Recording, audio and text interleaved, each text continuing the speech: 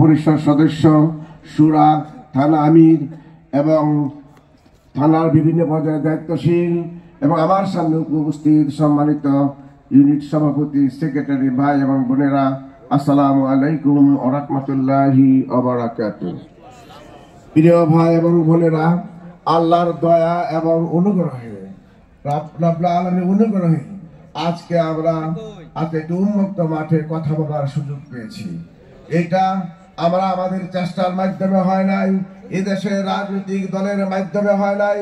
আমরা অনেক চেষ্টা করে যখন ফেল করেছি, 2024 সালে যখন নির্বাচনে আবার ফ্যাসিস্ট সরকার ক্ষমতা আসলো, আমরা হতাশ হয়ে বলেছিলাম, আল্লাহ তুমি যদি এই জালেমকে যদি না সরাও, তুমি ছাড়া আর এই জালেমকে এই দেশ থেকে তাড়ানোর আর কেউ নেই।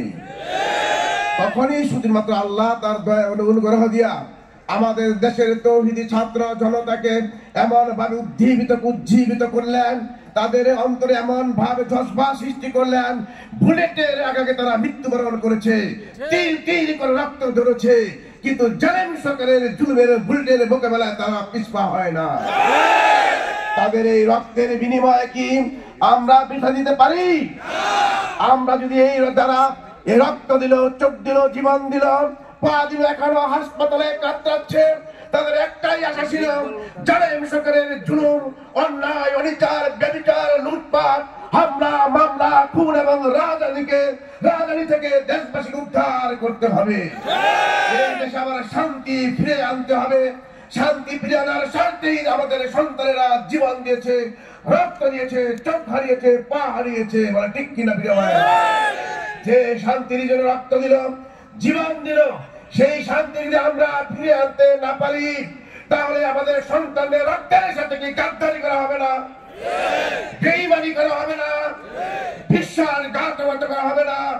সুতরাং এই দেশে যদি শান্তি ফিরে আনতে পারি, আমাদের এই রক্তের সাথে বেঈমানি করা হবে।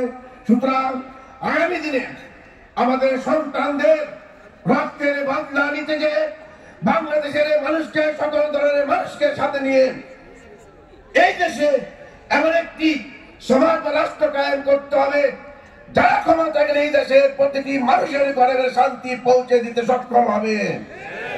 এই প্রচেষ্টা যদি আমরা রাজি থাকি, তবে প্রতিটি আমরা এককভাবে পারবো না। এই দেশের সকল মানুষের সহযোগিতা নিয়েই কিন্তু আমাদেরকে এই কাজটি করতে হবে। এই জন্য এমন কোন লোক থাকবে না, এমন কোন ভাই বোন থাকবে না, হিন্দু, বৌদ্ধ, খ্রিস্টান, বিভিন্ন দল যারাই থাকুক না কেন, সকলের কাছে ইসলামের সঠিক দাওয়াত পৌঁছে দেওয়ার ব্যবস্থা করতে হবে। এমন কোন ঘর থাকবে না যেখানে আমাদের কর্মী তৈরি হবে না, এমন কোন মহল্লা হবে না যেখানে আমাদের ইউনিট হবে না। এমনি ভাবে যদি আমরা নিজের রাজনীতিকে জ্ঞান ও দক্ষতা গড়ে তুলতে পারি, আমাদের কর্মীদের অন্তরে যদি দাওয়াতি কাজের স্পিরিট তৈরি করে ঘরে দাওয়াত পৌঁছে দিয়ে দেশের মানুষকে ঐক্যবদ্ধ করতে পারে, ইনশাআল্লাহ এই দেশ আগামী দিনে কোরআনের দেশ, এই দেশ আগামী দিনে ইসলামের দেশ, এই দেশের ক্ষমতা ইনশাআল্লাহ জামাত ইসলামের নেতৃত্বে মানুষ শান্তি এবং ন্যায্য প্রতিষ্ঠা করবে ইনশাআল্লাহ।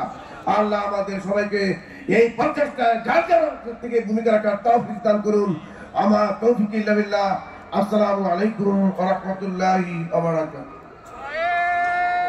ধন্যবাদ জেলা সবাইকে। সম্মানিত ডেলিগেট ভাইরা এবং বোনেরা, এ পর্যায়ে সংক্ষিপ্তভাবে বক্তব্য রাখবেন বাংলাদেশ জামাত ইসলামী ঢাকা জেলার